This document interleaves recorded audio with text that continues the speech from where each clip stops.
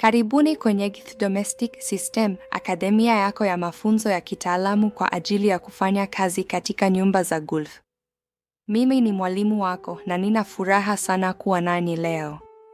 Tutaanza na mambo ya msingi kabisa.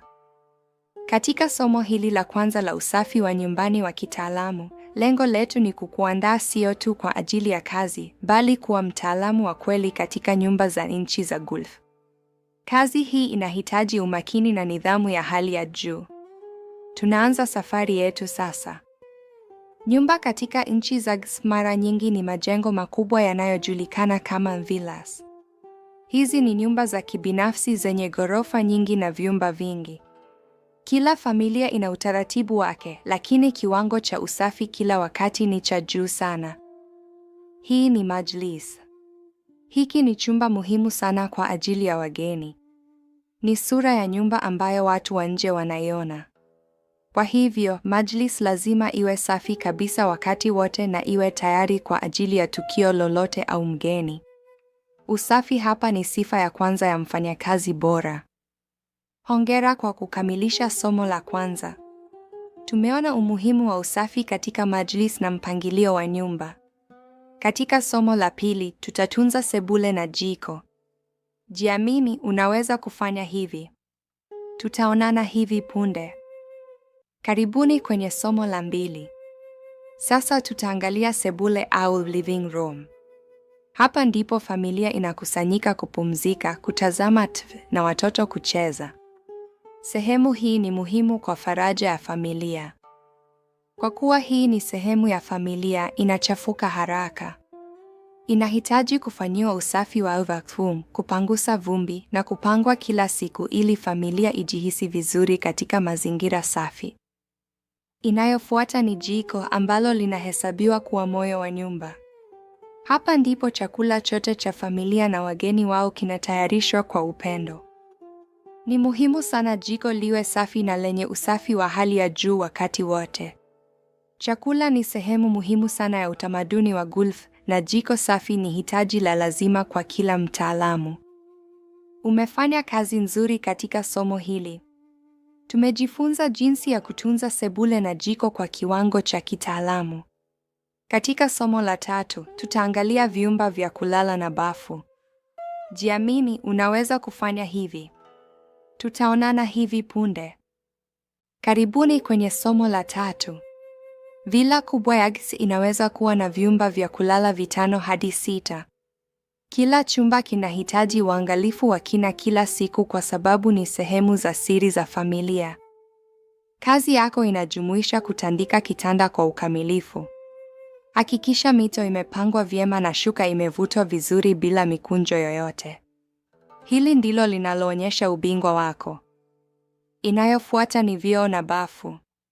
Katika nchi za Gulf, usafi wa bafuni unakaguliwa mara kwa mara. Usafi hapa unahusiana moja kwa moja na afya ya familia nzima. Kila bafu linatakiwa kusafishwa kwa makini sana. Hakikisha vioo vinang'aa na sehemu zote zinaguswa na disinfectant ili kuua vijidudu. Bafu safi ni lazima kila siku. Kazi nzuri sana. Tumejifunza siri za kutunza vyumba na bafu. Katika somo la 4, tutazungumzia viwango vya usafi na utamaduni. Jiamini, unaweza kufanya hivi. Tutaonana hivi punde. Sasa tuelewe, inamaanisha nini kufanya usafi kama mtaalamu. Kuna tofauti kubwa kati ya kusafisha tu na kusafisha kama mtaalamu aliyehitimu. Mtaalamu haangalii tu juu, bali kila kona ya nyumba. Kumbuka viwango 3 muhimu vya kazi yetu: kusafisha, clean, kusanitize na kudisinfect. Ni muhimu sana kwa mtaalamu kujua tofauti zao na wakati sahihi wa kutumia kila kiwango. Clean au kusafisha inamaanisha kuondoa uchafu, vumbi na takataka tunazoziona kwa macho yetu. Hii ndiyo msingi wa kila kitu unachofanya kabla ya viwango vingine. Sanitize inamaanisha kupunguza idadi ya bakteria na vijidudu.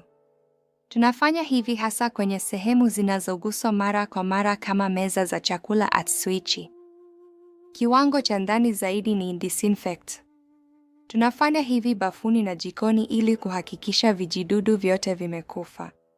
Hii ni muhimu kwa usalama wa afya ya familia. Sasa tuelekee kwenye jambo muhimu zaidi katika kazi yako: uhusiano wa usafi na dini pamoja na utamaduni wa nchi za GIS. Kwa familia hizi, usafi ni wajibu mtukufu. Kuna fundisho linalosema usafi ni nusu ya imani. Hii inamaanisha kazi yako ina maana kubwa sana kiroho. Sehemu zao za kuswalia lazima ziwe safi kabisa wakati wote. Utaona kuwa mara nyingi watu huvua viatu mlangoni ili uchafu usifikie ndani.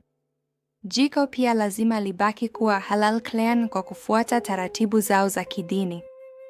Hongera! Tumejifunza kuhusu viwango vya usafi na umuhimu wa utamaduni. Katika somo lalo mwisho, tutaangalia mindset ya kitaalamu na ratiba ya kazi. Jiamini, unaweza kufanya hivi. Karibuni kwenye somo letu la mwisho. Tofauti ya mfanyakazi mzuri na mfanyakazi bora ni mtazamo au mindset. Kuna sifa 5 muhimu: fakari, msimamo, uangalifu wa kina, heshima na mawasiliano bora.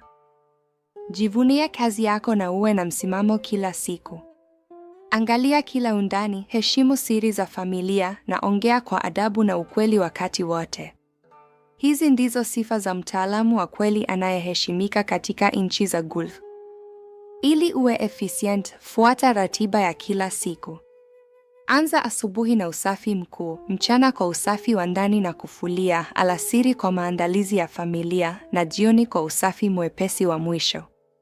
Utaratibu huu utakusaidia kufanya kazi bora bila kuchoka kupita kiasi.